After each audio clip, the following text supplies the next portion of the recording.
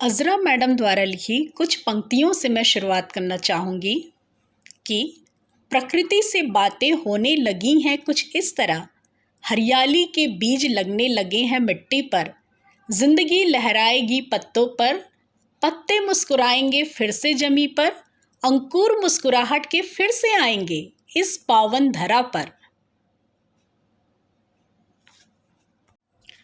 प्यारे बच्चों, एक स्वच्छ पर्यावरण में ही एक स्वस्थ मनुष्य का विकास होता है। इसलिए अपने पर्यावरण को शुद्ध बनाए रखना हमारी प्राथमिक जिम्मेदारी है।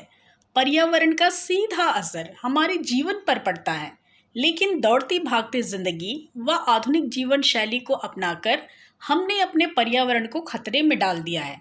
दुनिया को इन खतरों से अवगत कराने के लिए व लोगों से इसकी देखभाल करने का संदेश देने के उद्देश्य से हर साल 5 जून को विश्व पर्यावरण दिवस मनाया जाता है। विश्व पर्यावरण दिवस पर्यावरण की सुरक्षा और संरक्षण हेतु पूरे विश्व में मनाया जाता है। इस दिवस को मनाने की घोषणा संयुक्त राष्ट्र महासभा ने पर्यावरण के प्रति वैश्विक स्तर पर राजनीतिक और सामाजिक जागृति लाने हेतु वर्ष 1972 में की थी। 5 जून 1974 को पहला विश्व पर्यावरण दिवस मनाया गया। 1987 में इसके केंद्र को बदलते रहने का सुझाव सामने आया और उसके बाद से इसके आयोजन के लिए अलग अलग देशों को चुना जाता है। इसमें हर साल 143 से अधिक देश भाग लेते हैं और इसमें कई सरकारी, सामाजिक और व्यावसायिक लोग पर्यावरण की सुरक्षा, समस्या आदि विषय पर बात करते हैं।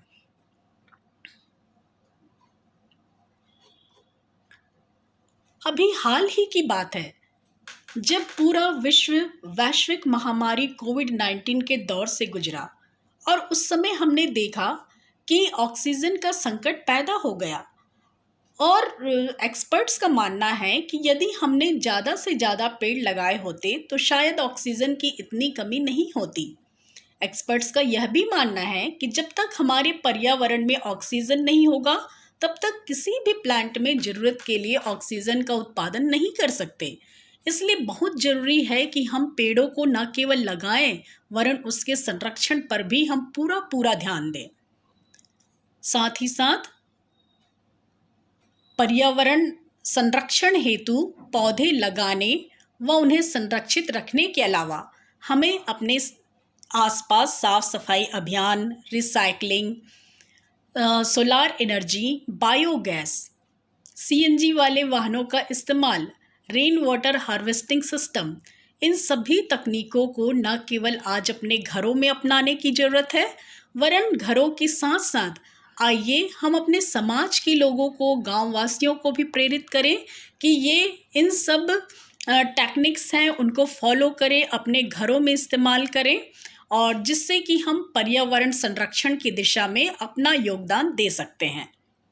Thank you.